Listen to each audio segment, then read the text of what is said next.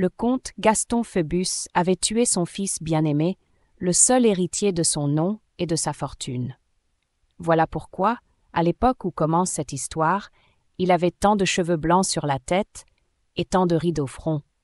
Voilà pourquoi il avait un retrait tout rempli d'oraisons, où il se renfermait 1 heure par jour pour y dire les heures de Notre-Dame, les litanies des saints et les vigiles des morts.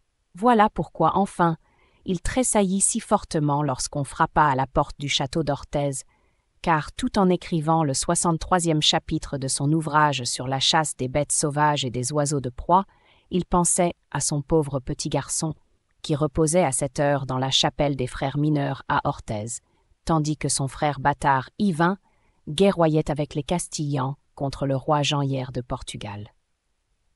Or, 6 ans s'étaient écoulés depuis les événements que nous venons de raconter.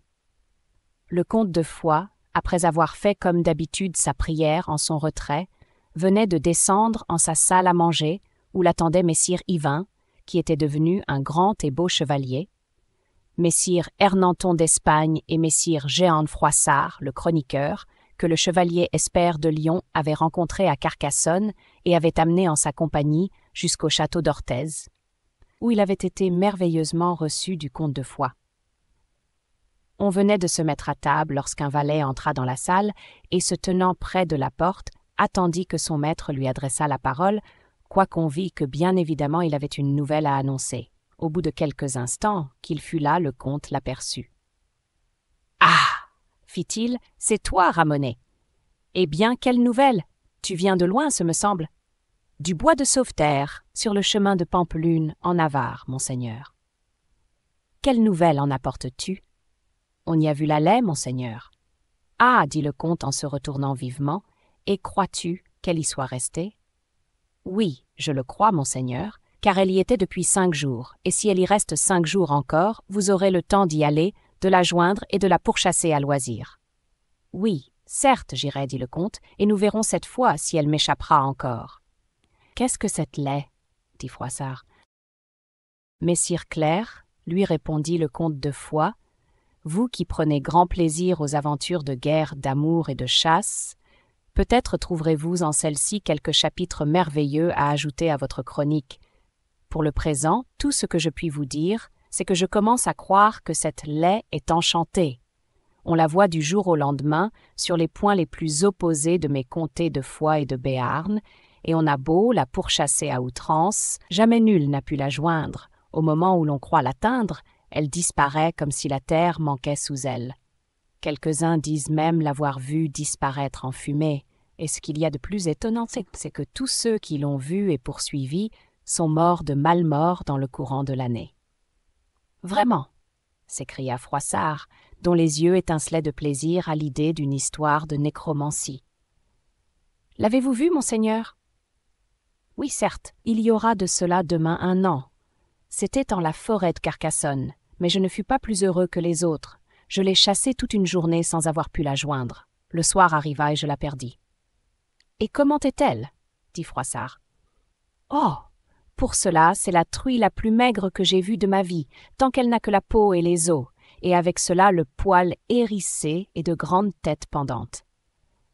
Bref, j'ai bien chassé bêtes sauvages et carnassières depuis l'âge de 15 ans jusqu'à celui de 59 où je suis arrivé, mais je n'ai jamais vu animal qui puisse lui être comparé. »« Croyez-moi, monseigneur et père, dit Yvain en secouant la tête, n'y allez pas. »« Et pourquoi cela, beau-fils ? » ?»« Rappelez-vous ce qui est arrivé à monseigneur Pierre de Béarn, mon oncle, pour avoir chassé et mis à mort un ours.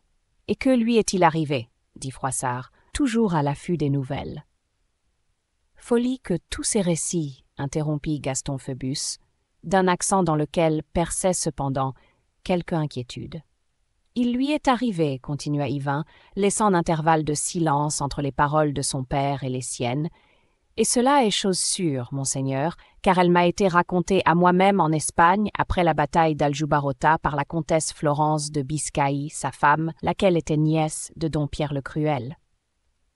Il lui est arrivé qu'un jour un de ses piqueurs est venu lui dire, comme cet homme vient de le faire pour vous, qu'il y avait dans une forêt des Pyrénées un ours merveilleusement grand, et qui, près d'être forcé, s'était retourné et avait parlé aux chasseurs, ce dont tout le pays avait eu si grand effroi que nul n'osait plus le relancer ni le poursuivre.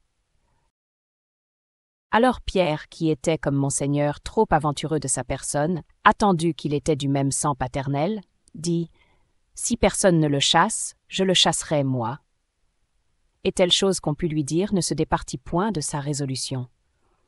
Ah donc il partit avec sa meute et ses piqueurs, et chevaucha tant qu'il arriva devers la forêt désignée, et qu'à peine y fut-il entré, il y trouva l'ours. Aussitôt, les piqueurs découplèrent les chiens, et la chasse commença. Mais l'ours se lassa bientôt de faire cette course. Il s'accula contre un arbre, et là joua si merveilleusement des pattes, qu'en moins d'un instant, il étouffa et blessa le tiers de la meute. Ce dont mon bel oncle entra dans une grande colère, et tirant une épée de Bordeaux qu'il portait ordinairement en bataille, car elle était de si fin acier qu'elle ouvrait les cuirasses les plus fortes, il s'en vint à l'ours et l'attaqua corps à corps, comme il eût fait d'un brigand. La lutte fut longue, car il avait recommandé à ses gens, sur leur âme, que pas un d'entre eux ne vint à son aide, à moins qu'ils ne le vissent renversé sur le dos, comme un lutteur vaincu, et au moment d'être oxy par son terrible adversaire. Mais il fit tant et si bien que ce fut lui qui renversa et oxyt l'ours, de sorte qu'il s'en revint triomphant à son château, ramenant en triomphe l'animal mort qu'il faisait porter devant lui. Or, il advint qu'à la première couchée, et comme les valets et les chambellans du comte dormaient dans la chambre et dans l'antichambre, ils le virent tout à coup se lever au milieu de la nuit, et, quoiqu'il eût les yeux fermés, aller droit à son épée qui était sur un fauteuil. Puis, la tirant du fourreau, marcher contre une figure qui était peinte en la tapisserie, et là la poignarder avec fureur, comme s'il eût affaire à un sarrasin d'Égypte ou à un mort d'Espagne. Et cependant, tous les chambellans et les valets étaient tout tremblants, craignant que cette fureur ne se tournât contre eux. Mais pour cette nuit, ils en furent quittes ainsi. Lorsqu'il eut poignardé sa tapisserie, messire Pierre de Béarn remit son épée au fourreau et s'en retourna devers son lit, où il se coucha et dormit le reste de la nuit comme si rien n'était arrivé. Le lendemain, les serviteurs du comte, qui lui étaient fort attachés, ne sonnèrent mot de ce qui s'était passé, espérant que l'événement qui venait d'arriver n'était rien autre chose qu'un rêve ou vapeur causé par l'agitation qu'avait causé à messire Pierre de Béarn son combat avec l'ours. Mais la nuit suivante ce fut bien pis, comme on était arrivé à une autre couchée, et que cette fois il n'y avait pas de tapisserie à figure dans la chambre, messire Pierre s'en prit à son chambellan, et il s'en allait l'oxyre malgré ses cris et ses prières, lorsque 2 écuyers vinrent à son aide, et s'emparant du dormeur, le désarmèrent et le portèrent dans son lit, où ils le maintinrent de force, et malgré lui, une partie de la nuit, et pendant tout cela il parlait et agissait, les yeux fermés. Encore était-il bien heureux qu'il ne fût pas de votre force, messire Ernanton, interrompit Gaston Phoebus, en se retournant vers le chevalier qui portait ce nom, car il faut que je vous conte mon histoire aussi, messire Jehan Froissart. Pardon, Yvain, tu reprendras la tienne après. Faites, monseigneur. Or, je vous dirai donc qu'un jour de Noël, comme je tenais grande fête et assemblée nombreuse de chevaliers en ce même château où nous sommes, il arriva qu'en sortant de dîner, nous montâmes sur la galerie, dont l'escalier est large et où l'on arrive, comme vous avez pu voir, par 25 marches. Or, dans cette galerie, il y a une cheminée où l'on fait du feu quand je suis au château, mais jamais autrement. Donc ce jour, par hasard, quoique le Béarn soit un pays de bois, se trouvait la cheminée petitement chauffée, et m'en plaignis tout haut devant mes écuyers et pages, car il faisait grand froid.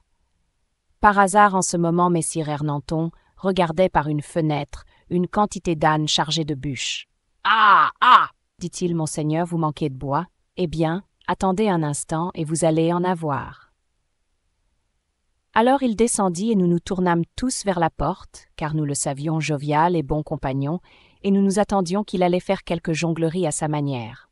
En effet, au bout d'un instant, nous le vîmes portant un âne tout chargé sur ses épaules. « Tenez, monseigneur, dit-il, voilà la chose que vous avez demandée. Seulement, comme le bois était attaché sur l'âne, j'ai pris l'âne pour ne pas vous faire attendre. » Il ne faut pas demander si nous rîmes grandement et si nous nous émerveillâmes de sa force, et comment tout seul il avait, chargé d'un si lourd fardeau, monté 24 degrés. J'avais donc raison de dire, vous en conviendrez, messire Jean, qu'il fut bien heureux que les chambellans et valets eussent affaire à mon frère Pierre de Béarn et non à messire Ernanton d'Espagne. Monseigneur, répondit Froissart, puisque c'est vous qui me racontez ce fait, c'est la vérité, et je le consignerai dans mes chroniques, quoiqu'il soit étrange et incroyable. Mais à cette heure, ne pourrions-nous pas revenir à l'aventure de Pierre de Béarn et de son ours, dont je ne suis pas moins curieux. Si fait, messire, et volontiers. Va donc, Yvain, je te donne congé de continuer. Donc, puisque vous le permettez, monseigneur et père, je vous dirai que le lendemain messire Pierre rentra dans son château, où l'attendait madame Florence de Biscaye, sa femme. Mais dès qu'elle vit l'ours, elle s'évanouit et perdit la voix, car elle le reconnut pour être celui que son père avait chassé un jour dans le même bois où son mari avait tué celui-ci. Or, se trouvant pressé par le comte de Biscaye qui le poursuivait seul, toute la chasse ayant tiré d'un autre côté, l'ours se retourna, et prenant une voix humaine, il lui dit « Tu me chasses, mais mal t'en arrivera, et tu mourras de mauvaise mort. » En effet, 1 an, jour pour jour, après cette menace, le comte de Biscaye étant tombé en la disgrâce de don Pierre le Cruel, celui-ci le fit décoller, et cela sans cause apparente, et comme pour accomplir seulement la prédiction de l'ours maudit. Or, elle raconta la chose à son mari, qui en rit d'abord et voulut faire clouer à sa porte la tête et les pattes de l'ours. Mais lorsque les chambellans et les valets eurent raconté à leur tour ce qui s'était passé pendant les 2 dernières nuits, et comment messire Pierre de Béarn avait été tourmenté par des rêves et visions, il commença à tenir moins ferme, et permit que l'on enterrât les pattes et la tête de l'ours au lieu de les clouer à sa porte, ce qui fut fait dans la journée. Le soir, messire Pierre de Béarn ordonna à ses chevaliers d'emporter son épée avec eux, et de ne laisser aucune arme dans sa chambre, mais il n'en eut pas meilleure chance. La nuit, ses chambellans furent éveillés par de grands cris. Messire Pierre de Béarn étouffait la comtesse entre ses bras, et ce ne fut qu'à grand-peine qu'ils la lui retirèrent.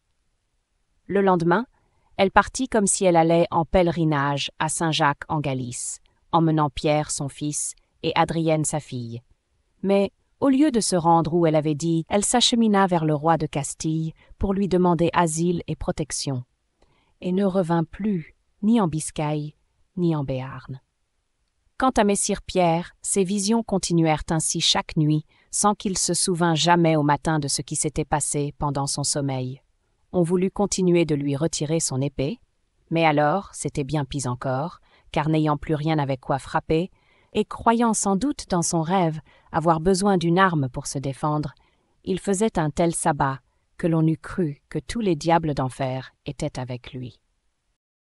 Il y avait déjà 1 an que les choses duraient ainsi, lorsque messire Pierre, qui ne pouvait plus trouver ni chambellan ni valet pour rester à son service, envoya quérir au couvent des frères mineurs, à Pampelune, un moine très renommé sur le fait des possessions et qui avait fait en exorcisme des choses tout à fait miraculeuses. Il se nommait frère Jean.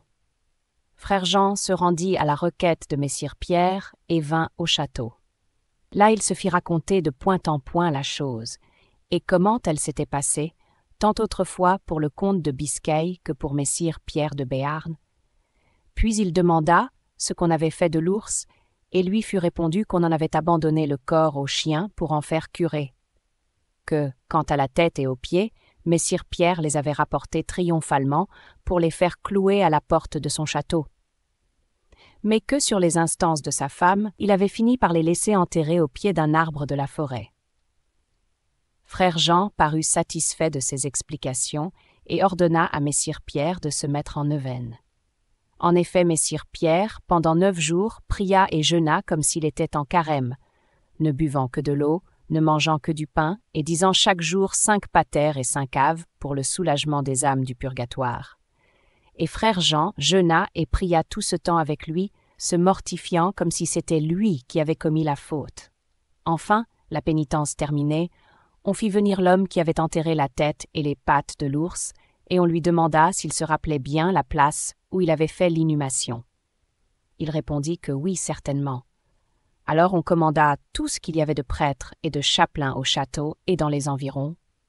Puis, lorsque le cortège fut prêt, on se mit en marche, guidé par le paysan. Derrière lui venait messire Pierre, en chemise, pieds nus, et portant un cierge à la main. Arrivé à l'endroit désigné, on répéta en chœur les litanies des saints et les prières de la délivrance. Puis, les prières finies, frère Jean ordonna aux paysans de creuser la terre, et, à la place où il avait mis la tête et les pattes d'un ours, il retrouva la tête, les mains et les pieds d'un homme. Or, il n'y avait pas à s'y tromper, car pendant le combat, messire Pierre avait presque ouvert la tête de son adversaire d'un grand coup d'épée, et l'on retrouva la même blessure sur le crâne. « Voyez bien, monseigneur et père, continua Yvain, que mieux serait, je crois, de laisser là cette laie enchantée et de profiter de l'exemple de votre frère messire Pierre de Béarn. »« Que pensez-vous de cette histoire, notre hôte ?» dit le comte de Foix à Froissart. « Gentil comte, répondit Froissart, j'y crois sincèrement, et j'en ai entendu raconter, et plus d'une qui avait ressemblance avec elle. Nous trouvons en l'Écriture qu'anciennement les dieux et déesses changeaient à leur plaisir, et selon leur volonté, les hommes en bêtes et en oiseaux, et ainsi faisaient à des femmes. Il n'est point, monseigneur, que vous qui êtes savant plus que clair, qui soit au monde, n'ayez entendu parler de l'histoire du chevalier Actéon. Non pas. Doux maître, répondit Gaston Phoebus, contez-m'en le conte, je vous en prie. Volontiers, reprit Froissart, et ainsi ferai-je à l'instant, monseigneur, puisque tel est votre bon plaisir. Or, selon les anciennes Écritures, nous trouvons écrit que le seigneur Actéon était un noble, brave et gentil chevalier de Grèce, qui, comme vous, monseigneur, aimait avant tout le plaisir de la chasse. Donc il advint qu'une fois qu'il chassait dans les bois de la Thessalie, il se leva devant ses chiens un cerf merveilleusement grand et beau, qu'il chassa tout le jour. Piqueur, écuyer et chien l'avaient perdu, et lui seul suivait encore la trace lorsqu'il arriva à une clairière tout enclose de bois et environnée de grands arbres. Dans cette clairière, le chevalier Actéon, ayant entendu des cris et des voix de femmes, descendit de son cheval et entr'ouvrit doucement les buissons. Il aperçut alors une grande fontaine, dans laquelle se baignait à la vesprée une dame merveilleusement belle et entourée de ses suivantes. Or, cette dame était Diane, la déesse de la chasteté, et ces femmes qui s'ébattaient alentour de leur reine, les nymphes et les naïades habitantes de la forêt où chassait le gentil chevalier. Bien vous pensez, monseigneur, qu'Actéon, à cette vue, ne s'en retourna point en arrière. Il fut tout à coup aperçu de la déesse Diane, qui tout aussitôt poussa un cri. À ce cri, toutes les nymphes et naïades se retournèrent, et, voyant un homme qui les regardait ainsi, se pressèrent vergogneuses et rougissantes tout autour de leur maîtresse, cachant les beautés d'une seule avec toute leur beauté. Alors, au milieu de ce gentil groupe, la déesse Diane éleva la tête et la voix, disant « Actéon, celui qui t'a envoyé ici ne t'aime guère, car, attendu que je ne veux pas que la bouche d'un homme se puisse vanter de m'avoir vu ainsi, moi et mes femmes, je veux qu'à l'instant tu prennes la forme du cerf que tu as chassé aujourd'hui. » Et aussitôt, Actéon fut changé en l'animal qu'avait dit la déesse Diane, et se mit à courir par les bois, où ses chiens, qui avaient perdu la chasse de l'autre cerf, le retrouvèrent, et depuis lors le chassent jour et nuit sans qu'ils parviennent à le joindre, ni que lui se puisse délivrer de leur poursuite. Or, monseigneur, sans doute l'animal que tua messire Pierre de Béarn était quelque chevalier qui, ayant courroucé, comme l'avait fait Actéon, un dieu ou une déesse de son pays, avait été changé en ours et accomplissait sa pénitence lorsqu'il fut tué. Voilà pourquoi le temps de sa pénitence étant fini, ou les prières du frère Jean ayant obtenu sa délivrance, on trouva la tête, les mains et les pieds d'un homme au lieu de la tête et des pattes d'un ours. « Messire, répondit le comte, votre explication est bonne et valable, mais avec votre permission et celle d'Yvain, cela ne nous empêchera pas de chasser demain la laie, si Dieu nous donne vie d'ici là. Ah donc nous partirons demain, par ainsi que chacun se tienne prêt pour l'heure de l'Angélus. » Or, comme on savait que lorsque monseigneur Gaston Phoebus avait pris une résolution, il ne s'en départait en aucune manière, chacun se trouva à l'heure dite au rendez-vous qu'il avait donné, moins messire Jehan Froissart, qui, se plaisant peu au plaisir de la chasse, resta au château, afin d'écrire les différentes histoires qu'on lui avait racontées, tant sur la route de Carcassonne à Pamiers que depuis qu'il était arrivé à Orthez. La cavalcade se mit en route, suivie des piqueurs qui menaient la meute. La cavalcade se composait de toute la maison du comte, chevaliers, écuyers, chambellans et valets. La meute se montait à 1600 chiens, car le comte était très luxueux sur l'article de la vénérie. À 8 heures du matin, on aperçut le bois de Sauveterre, qui était situé sur la route de Pampelune. Arrivé à la lisière, on fit halte. Alors Gaston Phoebus, voulant essayer les chiens que lui avait envoyés le comte de Blois, ordonna à 4 piqueurs de prendre Tristan, Hector, Brux et Roland, et de se mettre en quête de la laie. Au bout d'un quart d'heure, Hector l'avait rencontré. Les 4 piqueurs se réunirent, tracèrent une enceinte et renvoyèrent l'un d'eux annoncer au comte que la laie était détournée. À cette bonne nouvelle, le comte ordonna aussitôt de se mettre en route. Arrivé à la place où la trace s'enfonçait dans le bois, on mit les chiens sur les fumées. Aussitôt, toute la meute donna de la voix, et au bout d'un instant, la laie déboucha furieuse et le poil hérissé. À sa vue, le comte oua et sonna. Puis, mettant son cheval au galop, il s'emporta derrière les chiens, suivi de toute la chasse. Pendant 5 heures, tout alla au mieux, la laie allait au souhait de ceux qui la poursuivaient, se faisant battre merveilleusement et dans une circonférence de 4 ou 5 lieues. Mais vers Basse-Nonne, elle prit un parti désespéré, cessant de ruser et piquant droit devant elle. Le comte, voyant que la chasse n'était point près de finir et que les chiens et les chevaux commençaient à se fatiguer, prit un cheval frais et ordonna de lâcher tous les autres jusqu'au limier qui avait détourné. Les piqueurs obéirent, et la poursuite reprit à grand renfort de voix et de bruit de corps. Au bout de 3 heures, il ne restait plus sur la voie qu'1 centaine de chiens, parmi lesquels Brux, Tristan, Hector et Roland faisaient merveille. Et derrière eux, le comte Gaston Phoebus, suivi à grande peine des 3 ou 4 chasseurs les mieux montés, parmi lesquels était messire Yvain, tout le reste, chiens et cavaliers, avaient perdu la voie ou étaient demeurés en route par cause de fatigue. 2 heures encore, la chasse se continua avec la même vigueur. Pendant ces 2 heures, 96 chiens faillirent et 2 chasseurs s'égarèrent, de sorte qu'il ne resta que les 4 limiers qu'avait amenés Froissart et messire Yvain qui, ayant comme son père un cheval de rechange, avait pu le suivre. Mais la compagnie ne fut pas longtemps si nombreuse. Au bout de 2 heures de course, le cheval de messire Yvain s'abattit et ne voulut plus se relever. Commençant alors à se douter qu'il y avait peut-être magie en cette vitesse infernale, il cria à son père de ne pas aller plus loin et de revenir avec lui. Mais le comte était tellement emporté que, soit qu'il n'entendit pas les cris de son fils, soit que le vent emporta la réponse, messire Yvain n'entendit rien et le vit disparaître au détour d'une route, ce dont il fut bien angoisseux et bien dolent. Quant au comte, il continua de poursuivre seul la laie maudite, que les chiens suivaient toujours à la même distance, sans paraître se fatiguer plus qu'elle. Pour le cheval, il semblait doué d'un instinct merveilleux, si bien que la laie avait beau prendre à travers bois et fourrés, lui, par des chemins et des sentiers, coupait toujours au plus court, de sorte que de 10 minutes en 10 minutes, le comte la voyait traverser quelques routes et quelques clairières et se remettait à sonner et à huer pour prévenir le reste de la chasse. Mais tout était égaré, chevaliers, piqueurs et chiens, de sorte que personne ne répondait, et c'était une chose bien triste, je vous le dis, que ces chiens qui chassaient sans donner de la voix, et ces fanfares et ces cris qui mouraient dans les bois, sans que l'écho même leur répondît.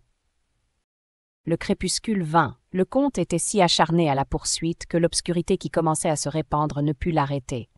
D'ailleurs, les yeux de la laie brillaient comme des flammes, de sorte que, malgré sa couleur sombre, il la voyait passer dans la nuit, et derrière elle, pareils à des ombres, les 4 limiers qui la suivaient toujours. Bientôt, il n'en vit plus que 3, puis plus que 2, enfin plus qu'un seul. Tristan, Brux et Roland l'avaient abandonné tour à tour. Restait Hector seulement, qui la suivait toujours à la même distance, et le comte que son cheval emportait incessamment d'une égale ardeur. Enfin la laie parut se fatiguer, si bien que Hector sembla gagner sur elle. Cela donna une nouvelle ardeur au noble animal et un nouveau courage au comte, qui hua et corna une dernière fois, puis, laissant retomber son corps de ses lèvres, reprit sa course fantastique au travers des bruyères et des alliés. Enfin, on arriva à une grande clairière au milieu de laquelle poussait un arbre solitaire et isolé. Hector gagnait toujours sur la laie, le cheval suivait toujours, le comte pressait toujours son cheval. Enfin, la laie ne pouvant plus aller plus loin, s'accula contre l'arbre. Hector se précipita courageusement dessus, mais au moment où il ouvrait la gueule pour faire sa prise, la laie jeta un grand cri et s'évanouit en fumée. En même temps, le cheval du comte s'abattit pour ne plus se relever. Il était au bout de ses forces et de sa vie. Le comte se dégagea des étriers, tira son couteau de chasse et courut vers l'endroit où s'était arrêtée la laie, ne pouvant croire à sa disparition. Mais arrivé au pied de l'arbre, il chercha vainement et ne vit rien qu'Hector, qui, désappointé d'avoir perdu la piste, levait la tête et hurlait piteusement. Quel que fût son courage bien éprouvé, le comte ne put s'empêcher de ressentir un mouvement de crainte. Un frisson courut par tout son corps, et comme Hector continuait de se plaindre, il lui imposa silence. Puis, regardant tout autour de lui pour chercher à s'orienter, et voyant qu'il se trouvait dans une partie de la forêt qui lui était entièrement inconnue, il monta sur l'arbre pour voir s'il n'apercevait pas aux environs quelque château, quelques maisons ou quelques chaumières. En effet, arrivé au faîte, il vit parmi les arbres une lumière qui brillait comme une étoile. Cela lui fit grand plaisir, car il avait craint d'abord de n'avoir que la terre pour lit et le ciel pour dès. Ayant donc pris la direction de la lumière le plus exactement qu'il lui fut possible, il descendit de l'arbre et s'achemina vers elle, suivi d'Hector, qui, ayant perdu toute ardeur cette fois, n'allait plus devant, mais le suivait par derrière, la tête inclinée et la queue pendante. Au bout de 100 pas, le comte quitta la clairière et s'engagea de nouveau dans la forêt. Mais il avait si bien pris sa mesure qu'il ne s'égara ni à droite ni à gauche, mais piqua directement vers la lumière. Après une demi-heure de marche, il aperçut son étoile à travers le feuillage des arbres. Il en continua son chemin avec une nouvelle ardeur. Puis ayant fait 500 pas encore à peu près, il se trouva devant un château dont une seule fenêtre était éclairée. C'était tout ce qu'il fallait pour indiquer qu'il était habité, et le comte n'en demandait pas davantage, car partout en la marche d'Orthez où allait frapper monseigneur Gaston Phoebus, il était certain qu'à son nom la porte s'ouvrirait avec joie et avec honneur. Néanmoins, une chose qui étonnait le comte, c'est que, quoiqu'éloigné à peine de 30 lieues d'Orthez, en supposant même que la laie eût suivi une ligne droite, il ne connaissait point ce château, lequel cependant, autant qu'il en pouvait juger au clair de la lune qui commençait de se lever, paraissait parfaitement fort et merveilleusement beau. Il n'était pas non plus bâti si nouvellement que le comte n'y point encore eu le temps d'en entendre parler, car son architecture, qui datait de la première partie du IIe siècle, lui assignait au moins 160 ans d'existence. Cependant, quel que fût l'étonnement du comte, il n'allait pas jusqu'à l'irrésolution. Aussi, sans chercher à approfondir plus longtemps ce mystère, comme le pont était levé, sonna-t-il de toute sa force pour avertir le châtelain qu'un voyageur demandait l'hospitalité. Le corps retentit tristement, mais n'en eut pas moins son effet. Le pont-levis s'abaissa sans que l'on vît quelle main le faisait mouvoir. Au reste, peu importait au comte, il était sûr d'un souper et d'un gîte, c'était tout ce qu'il lui fallait. Monseigneur Gaston Phoebus s'engagea donc sur le pont. Arrivé de l'autre côté, il s'aperçut que son chien ne l'avait pas suivi. Il se retourna et l'aperçut de l'autre côté du fossé, assis et hésitant. Il le siffla alors 2 fois sans qu'il vînt. À la 3e, cependant, il se décida et traversa le pont à son tour. Le comte ne vit à l'entrée ni serviteur, ni valet, ni page. Il écouta, mais n'entendit aucun bruit. Cependant, comme la porte était ouverte, il s'engagea sous une galerie qu'éclairait à son extrémité une lampe dont la lumière venait jusqu'à lui, s'affaiblissant et tremblant le long des murailles. Le comte s'engagea sous la voûte, remarquant avec étonnement que contre l'habitude ses pas n'avaient point d'écho, et qu'il marchait sans bruit comme l'eût fait une ombre. tout étrange qu'était cette circonstance, elle ne l'arrêta point un instant. Arrivé à la lampe, il vit qu'elle éclairait un grand escalier. Cet escalier conduisait à la chambre dont il avait aperçu la lumière. Il espéra enfin y trouver quelqu'un et monta sans hésitation. Quant à Hector, il s'arrêta une seconde fois, mais une seconde fois son maître l'appela à voix basse, et, quoiqu'il parût combattre entre une terreur instinctive et l'affection qu'il portait au comte, le sentiment noble l'emporta, et il se mit à son tour à monter l'escalier, mais lentement et comme à regret. Arrivé à la porte de la chambre, Monseigneur Gaston Phoebus vit un souper servi. Cela lui annonça les intentions hospitalières du châtelain et écarta de son esprit toutes les craintes qu'il avait pu concevoir. Au reste, la salle était immense, et comme elle n'était éclairée que par un lustre suspendu au-dessus de la table, toutes les profondeurs étaient plongées dans l'obscurité. Quoique le comte s'étonnât encore quelque peu de cette solitude continue, il n'en marcha pas moins vers le repas, qui paraissait d'autant mieux être préparé pour lui que, quoique le service fût abondant, il n'y avait qu'un couvert à la table. Arrivé près d'elle, il jeta un dernier regard autour de lui pour voir si personne ne s'approcherait enfin. Personne ne paraissant, Monseigneur Gaston Phoebus s'assit, et voyant que son chien ne l'avait pas suivi et était demeuré à la porte, il lui fit signe de venir à lui, en frappant avec sa main sur son genou. L'animal, toujours dévoué, obéit, et vint rejoindre le comte et se coucha à ses pieds, mais cette fois avec tous les signes d'une répugnance manifeste et en rampant comme une couleuvre. Si résolu que fût Monseigneur Gaston Phoebus, cette solitude et ce silence prolongé prenaient un caractère si étrange qu'il ne put se défendre d'un frissonnement intérieur, et qu'il porta la main à la courte épée qui lui servait de couteau de chasse pour s'assurer qu'elle était toujours à son côté. Mais, voyant que sa compagne fidèle ne l'avait point abandonné, et n'apercevant dans les dispositions faites pour le recevoir que des préparatifs amis, il se raffermit avec la rapidité du courage, et, s'apercevant qu'un sifflet d'argent avait été posé près de lui, il le prit résolument, et comme, dans les habitudes de cette époque, on ne commençait jamais de souper sans se laver les mains, il porta le sifflet à sa bouche, et siffla pour appeler un écuyer, un valet ou un page qui lui apporta l'aiguière et le bassin. Ce son pénétra si triste et si aigu dans les profondeurs de la salle que le comte se retourna en tressaillant malgré lui et en désirant dans son cœur que personne ne l'entendît et ne vînt, tant il lui semblait que ce bruit lugubre ne devait appeler qu'un serviteur en harmonie avec lui.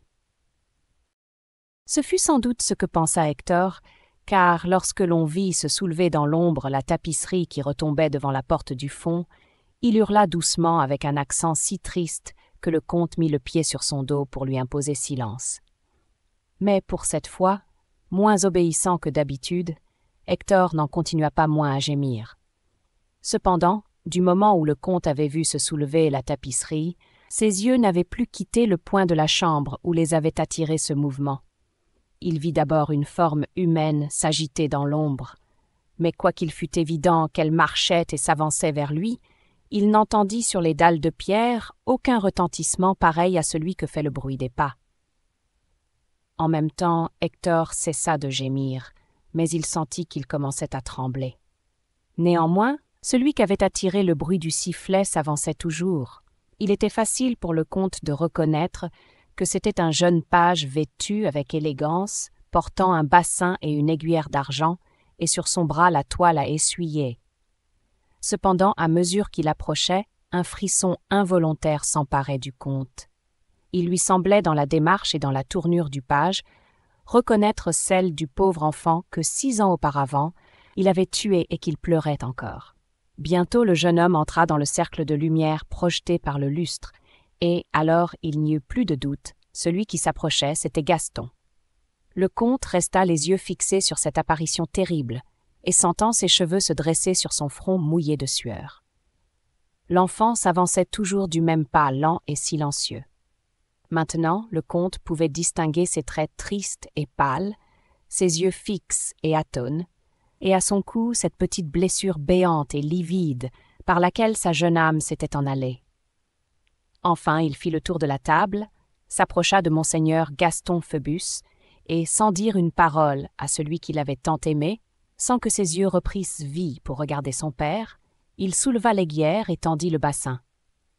Le comte, immobile et muet lui-même, comme le spectre qu'il avait devant les yeux, étendit machinalement les deux mains. L'enfant souleva l'aiguière, le comte sentit une impression glacée et mortelle, voulut jeter un cri, mais sentant que sa voix mourait étouffée dans sa poitrine, il se renversa en arrière et s'évanouit. L'enfant avait obtenu de Dieu la grâce de venir laver son propre sang aux mains de son père. Le lendemain, la chasse inquiète, et conduite par Yvain, trouva monseigneur Gaston Phoebus mort au pied d'un arbre de la clairière, et près de lui Hector, qui lui léchait le visage. Quant au château, il avait disparu. Dieu fasse miséricorde à tout pécheur qui s'est repenti.